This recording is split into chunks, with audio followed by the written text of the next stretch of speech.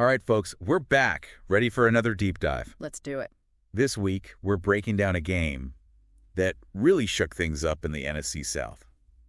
The Falcons' victory over the Buccaneers. A lot to unpack there. Yeah, we're going to look at some game analysis, some expert commentary, see if we can figure out just what happened. Sounds good. Like, what were the turning points? Yeah, and what does this mean for both teams going forward, right? Big questions. So, anyone who follows football knows the Buccaneers were heavily favored going into this one. Oh, yeah, absolutely. Most people had them pegged for an easy win. Nobody really saw this coming. Especially, like, the Falcons haven't exactly been setting the world on fire this season. True. But they're quietly putting some pieces together. Yeah, and they're sitting pretty at the top of their division now. Which, I mean, nobody predicted, right? Right. So, clearly exceeding expectations. What do you think, what's clicking for them? Well, I think Desmond Ridder's development as a quarterback has been huge. Yeah, he's really coming into his own. In this game especially, his ability to extend plays was impressive. And I don't just mean scrambling. He was keeping his eyes downfield, buying time for receivers to get open. He wasn't panicking under pressure. Not at all. That kind of awareness, it's a sign of real growth. You know, you don't always see that from a young quarterback. Absolutely.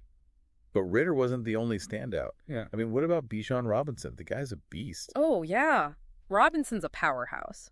And that's what makes this Falcons offense so dangerous. They can beat you with Ridder's arm, they can beat you with Ridder's legs, and they can just pound you into submission with Robinson. Yeah, you make a good point there. It's like, how do you even game plan against that? Exactly. You just don't know what they're going to do next.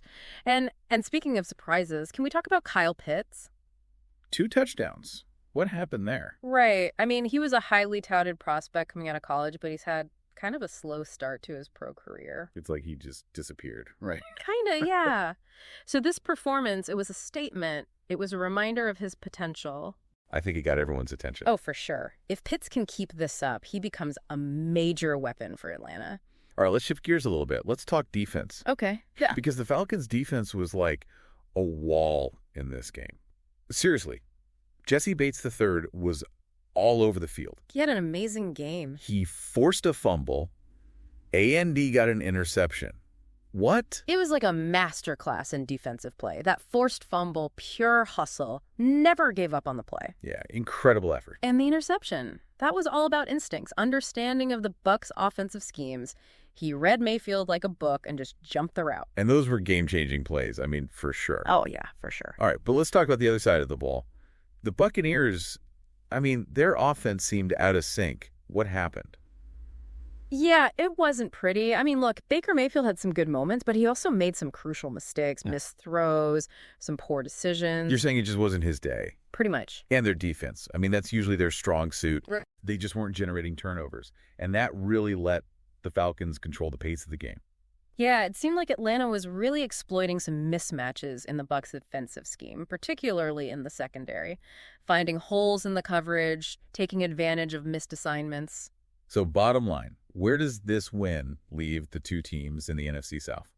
Well, the Falcons are in control right now. They're sitting atop the division. Makes sense. They've got a 1-game lead. This win, it sends a message to the rest of the division. The Falcons are a force to be reckoned with. You think they have a real shot at the playoffs? Oh, absolutely. If they can keep playing at this level, they're going to be a tough out. That's exciting. Yeah. But, I mean, it's still early in the season, right? Anything can happen. Always does. The Bucs, though, they need to figure some things out. They need to get their offense back on track, or a playoff spot is looking pretty far off. No question. So, to recap, the Falcons won because of a balanced offense, suffocating defense, and key players stepping up when it mattered most. The Buccaneers, well, they've got some work to do. They do. So as you watch the rest of the season unfold, here's something to think about. Can the Buccaneers make the necessary adjustments to close the gap with the Falcons? Will the Falcons be able to maintain this momentum? So many questions. I know, right? This divisional race, it's going to be one to watch. It's going to be a wild ride. Thanks for breaking it all down. Anytime. And for all you listeners out there, keep those helmets strapped on. We'll be back next week with another deep dive. Today is your lucky day. Today is the day that our $3 website works for you, paying you directly to your PayPal daily. Imagine $3 ongoing continuous payments to your PayPal account. Imagine falling asleep and waking up to $300 in your PayPal account. How would this make you feel? How could this help you? What bills could you pay? What kind of fun could you have? What does that retirement look like now? All for a one-time payment of $3. This website is DFY done for you, fully built and completely hosted, and never stops collecting payments for you. You have spent $3 on coffee on a regular, but that coffee won't help you create multiple streams of income. Click the link below.